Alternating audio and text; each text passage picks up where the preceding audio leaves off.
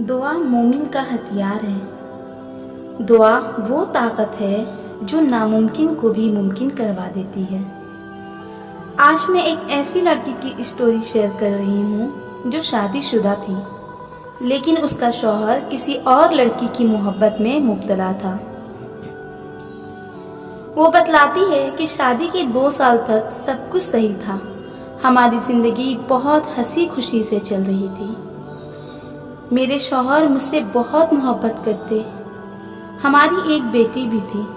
मेरे शौहर की मोहब्बत ही मेरे लिए काफ़ी थी। वो मुझे कभी तकलीफ़ में देखना नहीं चाहते थे। वो हमेशा मुझे खुश रखना चाहे और अल्हम्दुलिल्लाह हम दोनों अपनी बेटी के साथ बहुत खुश थे। ज़िंदगी ऐसे ही चल रही थी। पता नहीं क्या हुआ कि मेरे शौहर मुझसे झूठ बोलने लगे। कई कई दिन काम पर रहते और घर में नहीं आते। फ़ोन करती कि आप कहाँ हैं, मुझसे बात तो करें, पर वो ये कहकर फ़ोन रख देते कि मैं बहुत बिज़ी हूँ। मुझे शुरू में लगा कि हो सकता है कोई ज़रूरी काम हो, इसलिए ज़्यादा बिज़ी हो गया, क्योंकि इससे पहले कभी इस तरह नहीं हुआ। कुछ दिन मैं चुप रही, सोचा शायद मैं ऐसे ही बदगुमान हो रही हूँ। फिर देखा कि वो ऐसे ही कर रहे हैं, जल्दी घर नहीं आते और फ़ोन पर भी सही से बात नहीं करते। मुझे कुछ समझ नहीं आता कि क्या करूँ। जब वो घर आए तो मैंने उनसे पूछताछ की। मेरे शौहर उस पर भड़क गए और मेरे ऊपर हाथ भी उठा दिया। मैं सहम सी गई कि आखिर उन्हें हो क्या गया है जो कल तक मेरे आंखों में आंसू नहीं देख सकता, आज वो मेरे ऊपर हाथ उठा दिया। मुझे कुछ समझ नहीं आ रहा था। मैं अपनी बच्ची को लेकर रोती रहती और खुद ही आंसू पोंछती, क्योंकि मैं ये बात किससे बतलाती और मैं ये बात किसी से बतलाना नहीं चाहती।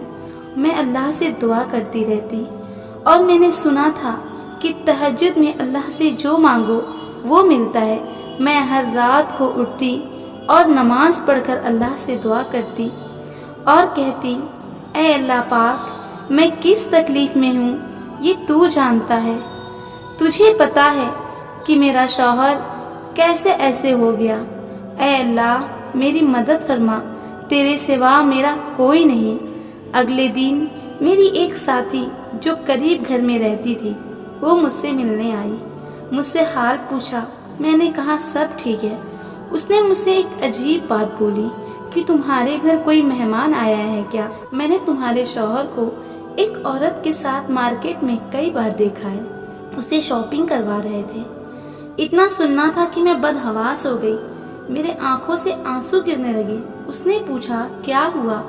मैंने बहुत हिम्मत की कि कुछ ना बतलाऊं, लेकिन उसने कहा कोई बात है तो बतलाओ, मैं तुम्हारी फ्रेंड हूँ, तुम्हारा साथ दूंगी। उससे मैंने सारी बातें बतला दी।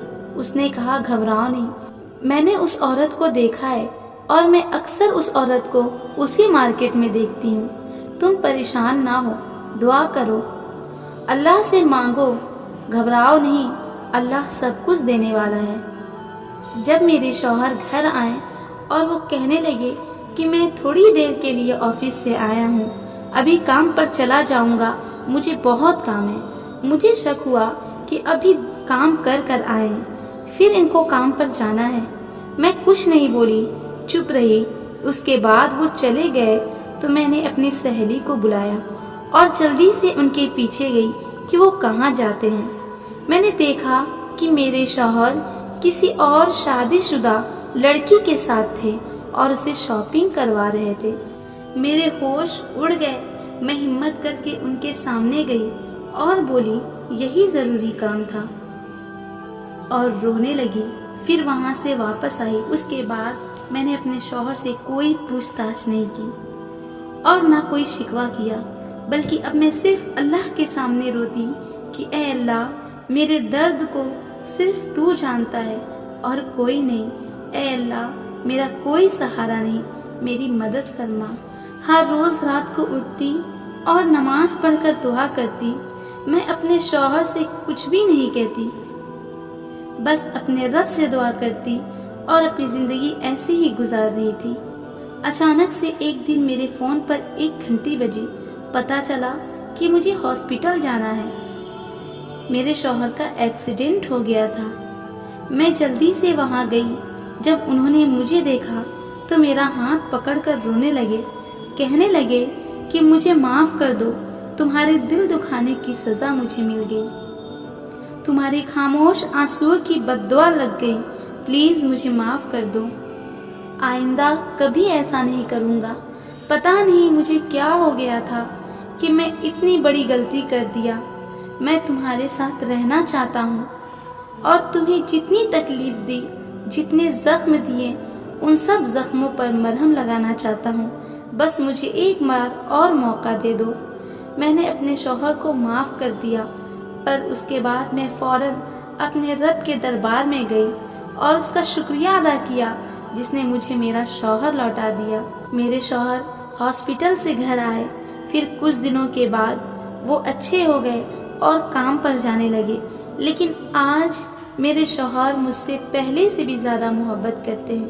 میں نے پڑھا تھا کہ خدا سے جب بھی مدد مانگو تو نماز اور صبر کے ساتھ مانگو، اور میں نے وہی کیا، نماز پڑھتی اور صبر کیا، اور اللہ نے مجھے اس کا بہترین پھل بھی دیا۔